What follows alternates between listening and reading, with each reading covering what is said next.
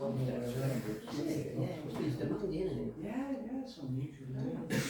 We're trusted to the member. Yes, we're trusted to buffer, isn't it?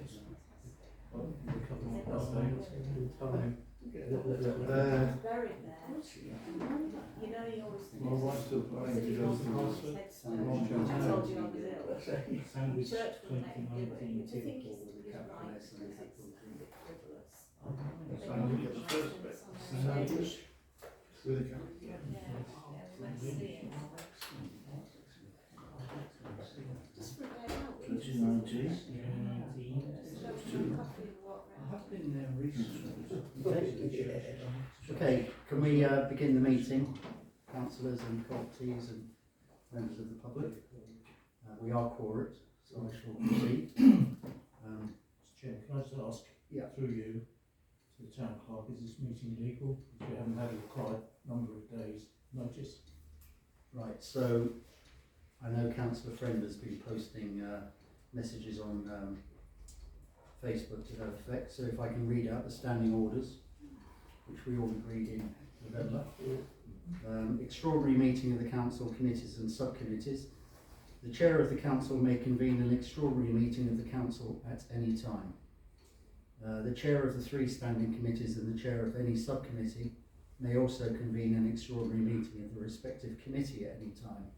This is an extraordinary meeting of the planning committee for the simple reason that we didn't discuss the wayfarers application at the last meeting, and it's too late for it to be discussed at the next meeting, and therefore we had to call an extraordinary meeting. The acting town clerk did ask for an extension for DDC on the consultation period, but they declined. Okay. It was given until today, so that's why it was called. And so the other bit in standing orders talks about notice of meetings. The minimum 3 days, clear days public notice for a meeting does not include the day on which the notice was issued, or the day of the meeting, unless the meeting is convened at shorter notice. This meeting has been convened at shorter notice, therefore my reading of standing orders is that the 3 days. So the translation of that is you can hold a meeting anytime you like. If it's an extraordinary meeting, yes. If That's So those. that's not in the spirit of things. That's from the NALC model standing orders. No, I think it's normally considered the right thing to do, if there is a need for an extraordinary meeting, is to give councillors and the public a full explanation of why it has to be convened at short notice. So the reason for this meeting being convened at short notice is that unless we meet now, we're going to be too late to make a consultee response to DDC on wayfarers. So on that basis, are you happy to go ahead with the meeting? Yeah, I propose that we do go ahead, and that the matter that we are discussing tonight is of paramount importance to in public interest. May I just speak? Councillor Friend was particularly pushing for this to be dealt with, so I'm surprised that he's objecting, and I'm particularly surprised that he keeps commenting on Facebook instead of having the respect for the council and commenting to the town clerk. That says it there. So we'll proceed with the meeting. Do you need a second that? I've proposed it. We seconded it. So we proposed and seconded that we proceed with the meeting. Okay. So this is a Sandwich Town Council Extraordinary Planning Committee meeting. Apologies for absence. Have we received any? Yeah, me too. Councillor Marie, who is in France for work. Councillor Friend, who said it's too short notice. Yeah. And John Hennessy, who's not available as a person. Okay, that's fine. Public participation, a 15-minute session is set aside. 3 is declarations of interest. To receive any declarations of disclosable pecuniary interest from members in respect of business to be transacted on the agenda. Are there any? No declarations. Item 4, public participation. A 15-minute session is set aside for members of the public to make representations at the meeting in respect of business on the agenda. Are there any public requests to speak? No. Okay. So the next item is planning applications. Reference 23/00046. Proposal is change of use from C2 to C3.B, specialist supported living accommodation for adults. Location is Wayfarer, St Bart's Road, Sandwich, CT13 0AW. Do we have any comments on this application? Councillor Carpenter? I'd like to make a proposal that we strongly recommend that this goes ahead, this planning application. Will bring this property that 4 years ago was removed as a care home for the elderly, and it's been requested that it can be used for 15 units for people with learning difficulties and autism. So it's got a recommendation letter from the director of KCC that this is taken up and goes ahead. So, and I've checked out the company that are making the proposal behind it as well, and they seem like a genuine company to go ahead with this. So I'd like to propose that this important work goes ahead and that public building gets back into public use again. Are there any other comments? Yeah, I'll just second that.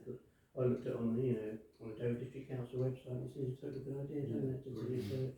I mean, I think we all agree it needs to be brought back into use. I think my concern about this is, first of all, the application form is that the applicant does not own the property, and there's no indication that they have an agreement with KCC to lease or buy the property. Secondly, specialist supported living, which is the company involved, they don't appear to be registered with the regulator of social housing, although they say they're going to be providing affordable, intermediate or social rent for these properties. So I think I'd be happy to support it with the condition that whoever does take it on is a regulated and reputable provider. Because there have been cases, it's not strictly a planning issue, but there have been cases of many providers in the Midlands and the North in particular who have been taking on these specialist supported housing schemes and making huge profits from housing benefit and not really paying much attention to the needs of the residents. So I think that would not be my concern, is that we need to make sure that this is a regulated provider who is, playing by the rules. We could have that as a caveat, As a as a condition. recommendation. Are you happy to accept that as an I'm happy amendment? to accept that amendment To say that we strongly support this, but with the proviso that there should be some clarity, about whether they're going to be leasing or buying the property, first of all, and secondly, will they be a registered social housing provider? Yeah, that's acceptable to me. Yeah, you happy with that? Councillor Pennington, you're seconding it. Sorry, Councillor Franklin, you're happy to second that? Yeah, because I think they put a bit of money on it to turn it into 16 bedrooms, so Yeah. quite a bit of work, interior work to be done, isn't it? There's going to be a lot of expense.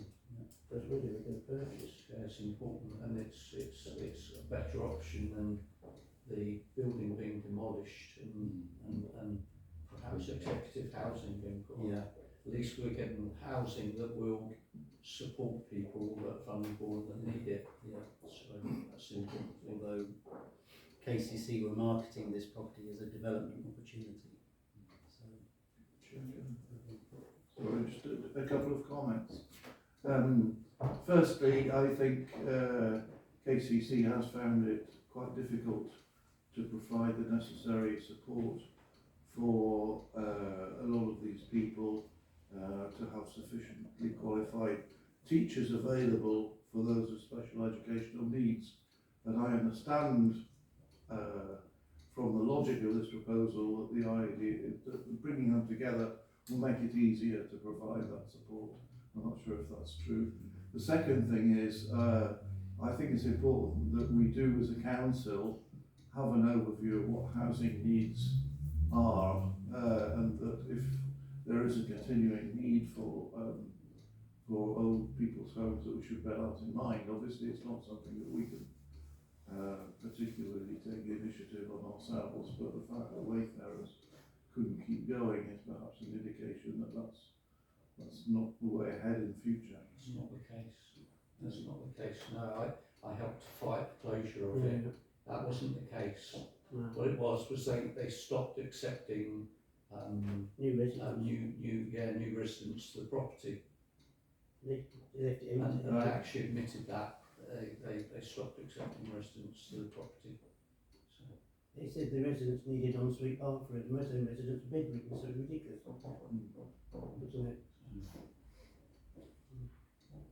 Okay, so we have a proposal which has been seconded to strongly support this application with the caveats we mentioned. All those in favour? Yeah. Unanimous. Okay. The next of the date of the next meeting is Wednesday, the 15th of March, next week. Thank you very much for coming. Thank you.